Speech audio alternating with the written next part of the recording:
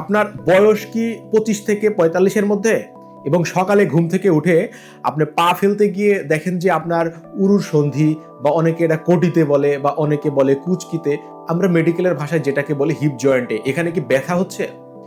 তাহলে কিন্তু হতে পারে আপনার এটা এভিএন বা অ্যাভাস্কুলার নেক্রোসিস। তো এভিএন বা অ্যাভাস্কুলার নেক্রোসিস এই 25 থেকে 45 বছর বয়স্ক মানুষদের সবচেয়ে বেশি হচ্ছে। এবং এটা কেন মারাত্মক? কারণ আপনার যদি এভিএন বা অ্যাভাস্কুলার নেক্রোসিস এই রোগটা হয়, তাহলে কিন্তু পুরো জীবন জুড়ে আপনাকে পঙ্গুত্ব বরণ করতে হবে এবং খুঁড়িয়ে খুঁড়িয়ে হাঁটতে হবে।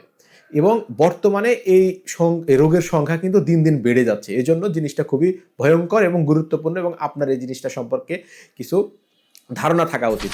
আসসালামু আলাইকুম, আমি ডাক্তার রাকিবুল ইসলাম, অর্থোপেডিক্স বিশেষজ্ঞ এবং সার্জন। আজকে আমরা খুবই মারাত্মক এবং গুরুত্বপূর্ণ একটা টপিকস, এভিএন বা অ্যাভাস্কুলার নেক্রোসিস অফ হিপ জয়েন্ট, এটা সম্পর্কে একটু কথাবার্তা বলবো। চলুন শুরু করা যাক।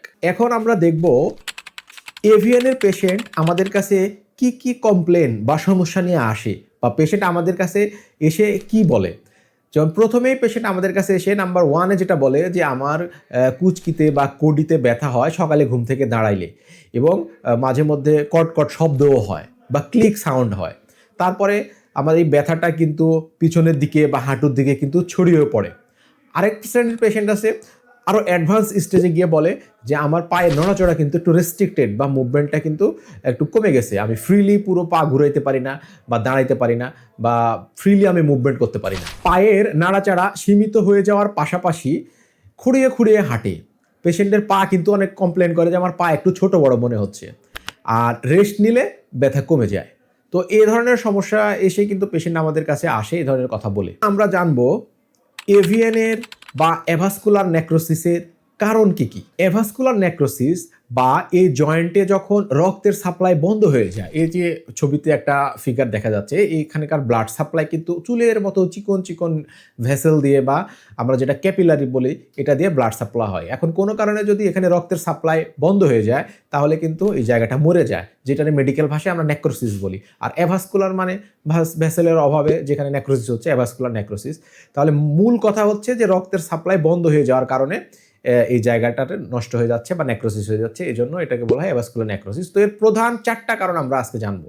নাম্বার 1 কারণ হচ্ছে স্টেরয়েড ইউজ, যেমন ব্যথা বা অন্য কোনো স্কিন ডিজিজ বা অটোইমিউন ডিজিজ, এজমা, হাঁপানি, এই ধরনের কিছু পেশেন্টদের জন্য লং টাইম কিন্তু স্টেরয়েড এক ধরনের ওষুধ খাওয়া লাগে। বা অনেকেই কী হয়, বাজারে গ্রামের দোকান থেকে শশার দানার মতো সাদা কিছু ওষুধ পাওয়া যায়, ছোটো ছোটো ওষুধ, বলে এই ওষুধগুলো দেন, এগুলো খাইলে কী হয়, ব্যথা কমে, একটু আরাম লাগে। দীর্ঘদিন এই স্টেরয়েড খাইলে অ্যাভাস্কুলার নেক্রোসিস হওয়ার কিন্তু চান্স থাকে। কিভাবে হয়?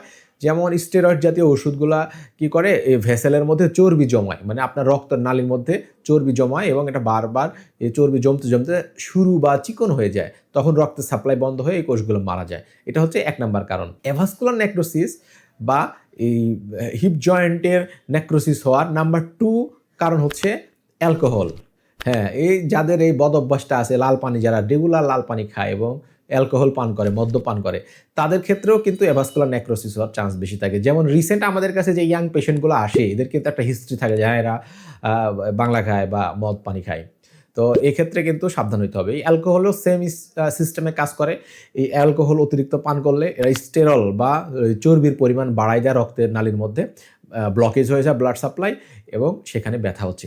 নাম্বার 3 যেটা কারণ খুবই মারাত্মক এবং গুরুত্বপূর্ণ, সেটা হচ্ছে ট্রমা। যদি আপনার এখানে কোনো আঘাতের হিস্ট্রি থাকে, আপনার বাইক চালাইতে গিয়ে বা রাস্তাঘাটে ট্রমা হয়েছে, বা ওখানে জয়েন্ট ছুটে গেছে, আমরা যেটা বলি হিপ ডিসলোকেশন, এটা যদি হয় তাহলে কিন্তু একটা চান্স থাকে, এবং আপনাকে সাবধান হতে হবে যে এখানে এভিএন হওয়ার ঝুঁকি আছে কিনা। আর সর্বশেষ 4 নাম্বারটা কারণ, এটা বলা হয় ইডিওপ্যাথিক, মানে এটার সঠিক কারণ জানা যায় নাই। যেমন আপনার এখানে ব্যথা হওয়ার সাথে তার কোনো অ্যালকোহলের হিস্ট্রি নাই, তার কোনো ট্রমার হিস্ট্রি নাই, তারপর স্টেরয়েড ওষুধ খাওয়ারও হিস্ট্রি নাই, এমনি যে কোনো কারণে হতে পারে, বা এর কারণটা কিন্তু বের করা যায় নাই। সেক্ষেত্রে আমরা বলি ইডিওপ্যাথিক। এই কারণেও কিন্তু অ্যাভাস্কুলার নেক্রোসিস হতে পারে।